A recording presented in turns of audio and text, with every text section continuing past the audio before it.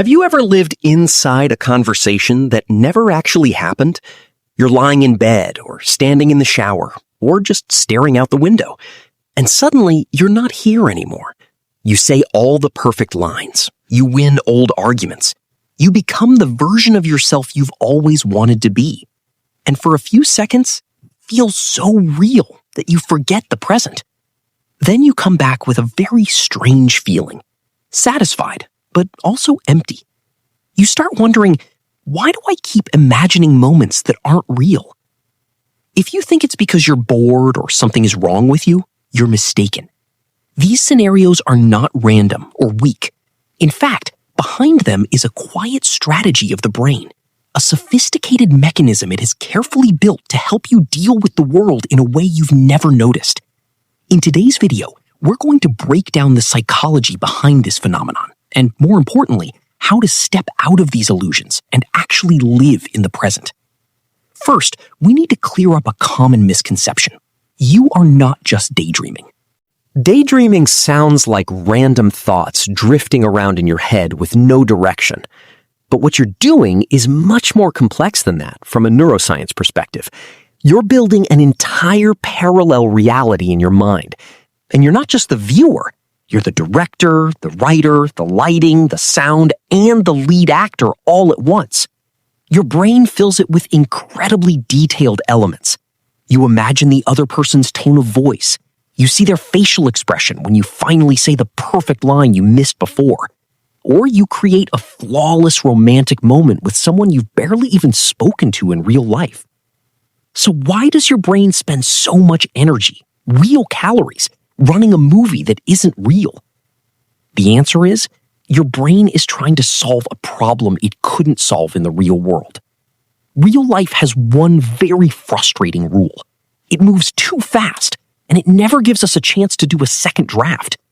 Someone insults you, and 3 hours later while you're washing dishes, you finally think of the perfect comeback. Too late.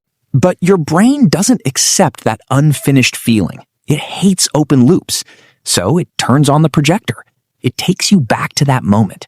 But this time, it gives you power, intelligence, and total confidence.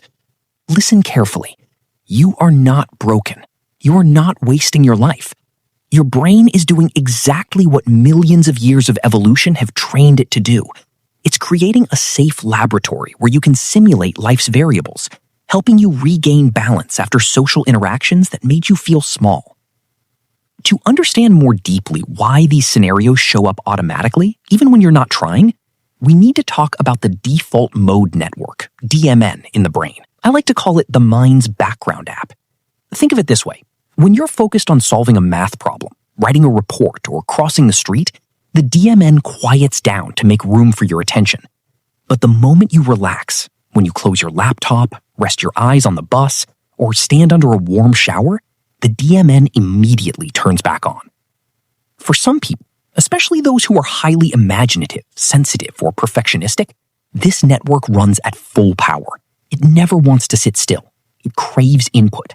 It quickly gathers fragments of past memories, mixes them with hidden desires in the present, and shapes them into a psychological process called counterfactual thinking.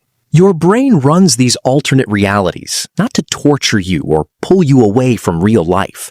Its purpose is to learn, to test different paths of a situation, to extract lessons for the future, or to soothe a lingering emotional wound that no one ever bandaged in real life. This is a very sophisticated self-healing and self-upgrading mechanism of the nervous system. But there's something important many people misunderstand. Not everyone who imagines these scenarios is suffering or lacking something. Some people do it simply to explore different versions of themselves. They imagine who they would be if they were more confident, if they spoke their truth, if they lived more authentically. For them, these scenarios are not an escape, but a space for exploration, for expansion. The problem only begins when you forget that it's just a simulation and start living inside it instead. And if you pay close attention to the scenarios your mind creates, you'll notice something very strange. Your brain is a prediction machine. Its main job is to constantly answer one question. What's going to happen next? And what do I need to do to survive or win? When you imagine these scenarios, you're actually rehearsing. You picture a difficult conversation with your family. You repeat in your head how you'll ask your boss for a raise. You imagine yourself shining on a first date. This kind of practice run helps you build confidence and form familiar neural pathways, so when the real moment comes, you don't freeze from surprise. But this is exactly where the trouble begins. For the human mind, the line between preparation and substitution is incredibly thin. Sometimes you rehearse a conversation so many times, you've already said everything you wanted to say. You've heard the perfect responses all inside your head, and when you step into real life, you lose all motivation to actually speak. In your mind, it already feels done. You imagine a highly successful version of yourself so vividly that sitting down to write each line of code or each page in real life feels exhausting and far less appealing. The simulated future, something that was supposed to push you forward, now becomes a soft glass cage that keeps you stuck. To understand why it's so hard to let go of these imagined scenarios, we need to talk about one of the strongest human desires. Deep beneath every dream, every argument in your mind, there is only one word: control. The real world out there is chaotic. You can't control what other people think about you. You can't make someone stop being careless. You can't force the world to recognize your talent right away. You can't rewind time to take back something you said. Reality is full of uncertainty, clashing egos, and painful rejection. But inside your mind, it's different. In the kingdom of imagined scenarios, you are the absolute ruler. You hold the script. You decide the lighting, the camera angle, and how the story ends. There, you always say the perfect line. There, the person who hurt you finally breaks down in regret. There, you are deeply understood. There, you win. Your brain craves that feeling of victory and safety more than anything, especially if in the past you've gone through long periods of feeling small, powerless, unheard, or unprotected. These imagined scenarios become the softest place to soothe that pain. They give you a sense of worth that the real world hasn't given you yet. There is nothing pathological or shameful about this. It's simply the human desire for happiness. But we need to talk about the heavy price you're paying when you invest too much time and emotion into these virtual realities. A dangerous psychological effect begins to happen. The boundary between real and imagined starts to blur. The human brain isn't very good at telling the difference between emotions created by real experiences and those created by imagination. And because of that, confusion begins. You might wake up feeling angry and resentful toward your partner, just because in your mind, last night, their imagined version did something hurtful. The real person is sitting right in front of you at breakfast, completely innocent, but you end up punishing them for something a ghost in your mind did. Or the opposite happens. You build a perfect image of someone you like, creating romantic scenarios in your head. Then, when you meet them in real life, they act a little distant, and suddenly your world collapses. You feel deeply disappointed because reality refuses to follow the script you worked so hard to write. At this point, you might be asking a very simple question. If your mind keeps running these movies, how do you get out of them? The first thing you need to remember is this: never try to force yourself to stop thinking. The more you tell yourself, don't think about it, the more your brain will lock onto it. Don't fight it.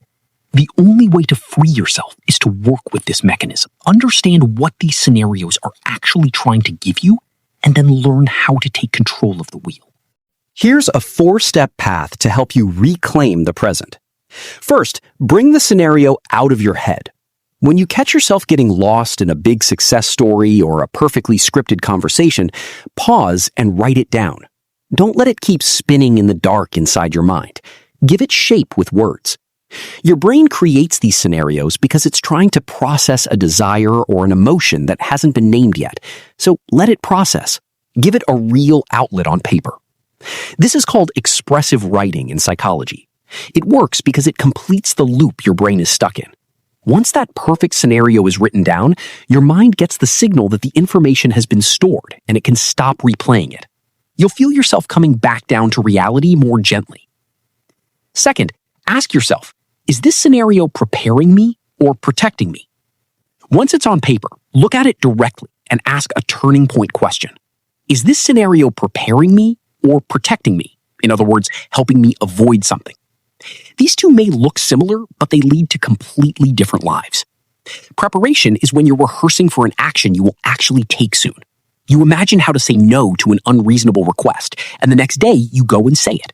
The scenario becomes a launch pad. It supports your courage. Protection is different. Protection is when you use the scenario as a hiding place.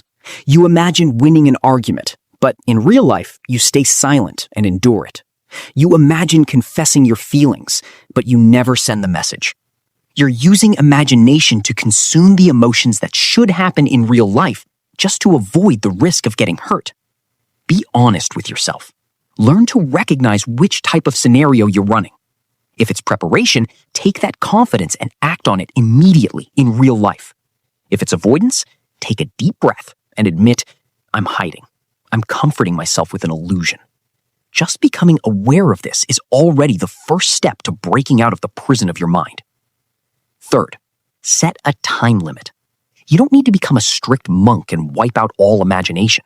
As we said, the ability to simulate is a gift of evolution. You're allowed to enjoy it, but with one condition. You must set boundaries. Create a rule. The theater has closing hours. When a scenario shows up, instead of blocking it, allow it. Set a timer for exactly 10 minutes. During those 10 minutes, you can be the greatest director. You can imagine yourself as the center of the universe. Say everything harsh or romantic. Fully dive into it. But the moment the alarm goes off, the show is over. Lights off, audience out. You stand up, stretch, and go back to your real tasks. This trains your brain with a strong discipline. These imagined scenarios are just tools to release stress, a place for mental entertainment, not a place to live. You can visit, but you don't get to move in. Fourth, return to the present. The moment you notice you've drifted too far, there will be days when your DMN is so active that it pulls you away like a flood. You realize you've been sitting on the couch for 30 minutes, heart racing, emotions rising, over a story that isn't even real. When you notice you've gone too far, how do you land safely? The answer is in your body. The mind has no weight. It can travel across time and space. But your body has weight, and it's locked into one place, the present moment. To shut down the scenario, shift your energy to the sensory cortex. Don't use thoughts to fight thoughts. Use your body. Right away, feel the weight of your feet on the floor. Can you sense the coolness of the tiles? Notice your breathing, your chest rising and falling. Look at a specific object in front of you, a cup, plant, a corner of the table, and describe its shape and color. Touch a rough surface or take a sip of cold water and feel it move down your throat.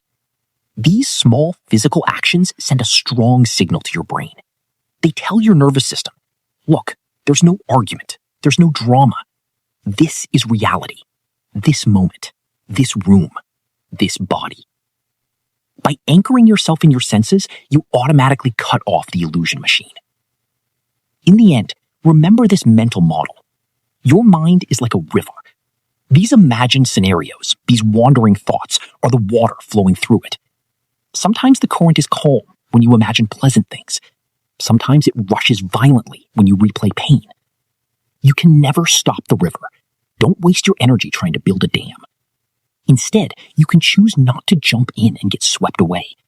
You can step onto the shore, sit on the grass of awareness, quietly watch the river flow. Acknowledge that it's there, and then stand up, turn your back, and go live your real life. The appearance of these scenarios is not the problem. The problem only begins when you forget one thing. They are not the destination. We've reached the end of today's journey. I know you've spent many hours of your life taking refuge inside those imagined scenarios, and I have to admit, some of them are truly beautiful. They sparkle, they feel safe, they heal. Maybe during some of your darkest times, Those mental movies were the only thing that gave you comfort and warmth when the real world felt too cold to offer it. Your imagination may have been the softest blanket you had. But listen, you don't have to live there anymore. It's time to return those scenarios to where they truly belong. They are just drafts. They are rehearsal rooms. They can never and should never replace your real life. Your real life is waiting right outside that door. Yes, it's messy. There's no script. It's full of uncertainty, complicated people, and risks that make your heart race. But real life has the touch of skin, real tears, tight, breathtaking hugs, hard-earned victories. It's the only thing that can truly fill you. And maybe just that realness, even if it's imperfect, is already more than enough. It's time to step out of the theater and start filming your real life. If you saw yourself in this video, leave me a comment. What's the imagined scenario you replay the most in your mind? You might realize you're not alone on this journey. Don't forget to subscribe so we can keep exploring the deeper layers of the mind together in future videos. Goodbye, and see you next time.